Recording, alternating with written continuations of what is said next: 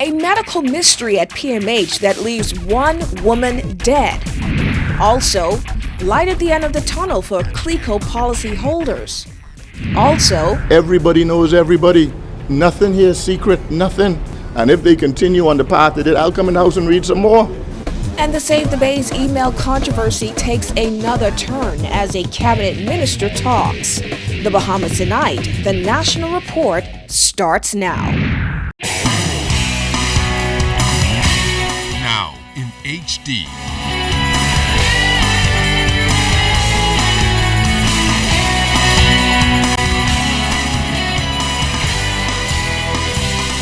ZNS Network presents The Bahamas Tonight. This portion of the news brought to you by BTC Every Day.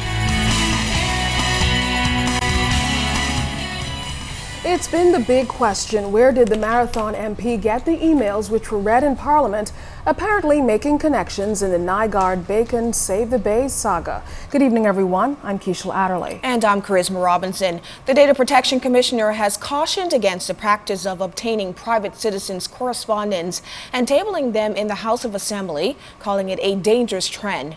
But while she issued the caution, she did say that none of the complaints provided any evidence to assist the office in its investigations, and no one has made a direct complaint. Well, today, Arjane and Noel Ferguson caught up with the Marathon MP and talked to him about those emails.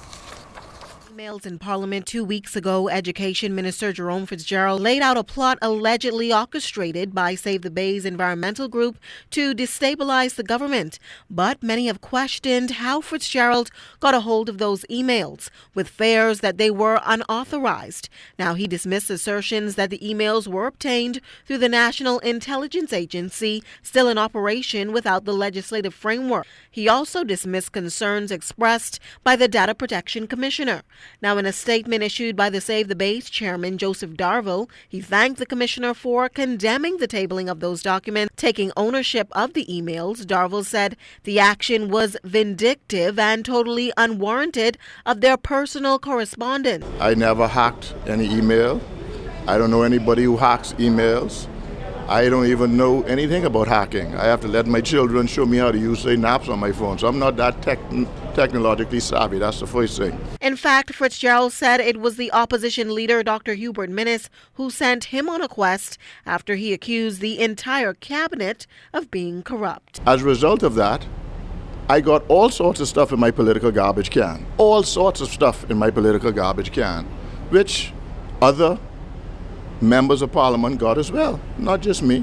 So when they want to find out where the source is, they got to go look to see who the names are on the emails to find out where the source came from, because nobody hacked one thing. Now, when pressed about the source of those emails, the education minister would only maintain that they were sent to his political garbage can, and he says just like everyone else in the country, they have access to the same information. Did someone email them to you? Did someone direct you where to go? No one emailed them to me. I found them in my political garbage can, where I find information almost every day. Explain to me exactly what is a political garbage can. It means that's where people just send you information. They either deliver it to you by package, they have somebody deliver it to you, you come to your office, you find it, you don't know where it came from. That's your political garbage can. So what method exactly did you receive that information? I received it in my political garbage can.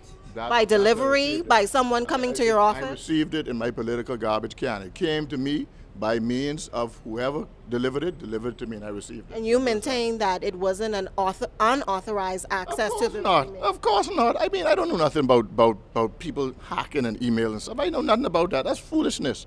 That's foolishness. You understand? So at the end of the day, I received it the same way the media receives information, same way you all receive information every day without hacking anybody's email or anybody's information.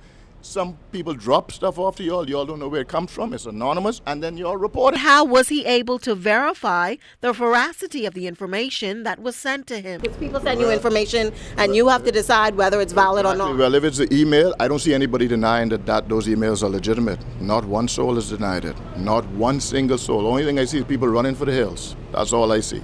The Marathon MP added that we've not seen the end of the great Bahamian hustle just yet. And you'd be surprised the amount of information I received voluntarily not looking for it, not asking for once. I didn't ask for one single thing, nothing, because there's a lot of damning information, and I didn't have to hack nobody email to get a thing. It's known in the public, Janaea Noel Ferguson, ZNS Network News. Health authorities say that a suspected case of Ebola at the country's premier healthcare facility is unlikely, and they're awaiting test results to determine just how government employee Patty Miller died.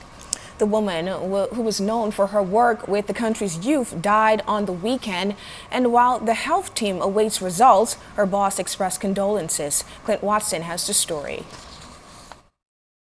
51-year-old Patty Miller, an employee at the Ministry of Youth, Sports and Culture, reportedly traveled to Johannesburg, South Africa in early March, returning on March 15th. While the timeline is still unclear, ZNS News understands that the woman returned to work and after showing signs of illness went on sick leave.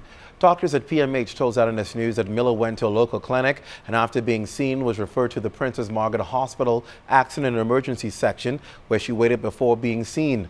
This reportedly took place on Friday. Now, since then, the Ministry of Health released at least 2 statements on the issue, both allaying fears of suspected Ebola. In the most recent statement yesterday, the ministry confirmed that Miller died on Sunday. The ministry also noted that in a meeting Monday morning with health officials, including the Public Hospitals Authority, Department of Public Health, and the Pan American Health Organization, it was determined that the suspected case of Ebola is, quote, unlikely. It was also confirmed Monday that conclusive testing is being facilitated for a number of infectious diseases, including Ebola, through the Center for Disease Control in the United States of America. Now, ZNS News can also confirm that despite the unlikely case of Ebola, the deceased blood samples, according to health officials, were sent for testing this morning. Based on the health protocol, an authorized courier must transport the samples to the authorities in the U.S. for testing. But because of the long holiday weekend, no courier service was operating. Health officials initially ruled out Ebola based on expert analysis and that the World Health Organization indicated that South Africa to date has had no reported cases of Ebola. The Ministry of Health also in its statement confirmed that all standard protocols, including necessary protective measures in keeping with international guidelines, have been followed in the management of the patients at the Princess Margaret Hospital. However, medical professionals at PMH have experienced serious concerns and hesitation about continuing to work with so much uncertainty associated with this case. ZNS News has learned that once a woman was seen by PMH's A&E staff and the red flag was raised, they immediately sprung into action to quarantine her. However, we can also reveal that the procedure to transport the woman to the area may also have been breached as she reportedly went into a medical emergency. Now, concerns also surfacing about the proper sanitization of the areas impacted. Officials were contacted for comment. However, they opted not to respond, citing potential legal concerns and confidentiality issues. Minister of Youth, Sports and Culture, the Honorable Dr. Daniel Johnson, who expressed sincere condolences, says they're addressing all concerns at the office where she worked. Well, there are international protocols. We're following the international best practices. I spoke with the Minister of Health on the weekend and again today. There are no clinical evidence that she had that particular problem. It seems to be another scenario that can be caused by many other things. And of course, we're following all the appropriate practices. I'm here today, so I'm going to speak with my staff today. We're told U.S. officials have agreed to accelerate the testing once the samples are received. Bahamian officials say they'll have more answers on this story later this week. Clint Watson, ZNS Network News. Thanks a lot, Clint. Employees at the Ministry of Youth, Sports and Culture are still coming to grips with the death of their co-worker, Patty Miller. Youth Director Darren Turnquest says he worked closely with her. He noted that Patty worked her way up the ranks, starting as a receptionist to her final job as a senior youth officer. A gem of an individual, a kind-hearted person that continued to fight for young people every single day. Me having to be one of those young people that she fought for, and her having the opportunity to work with me as her director, and she is my senior youth officer. We have a very small staff in the Department of Youth, and so this is considerably difficult.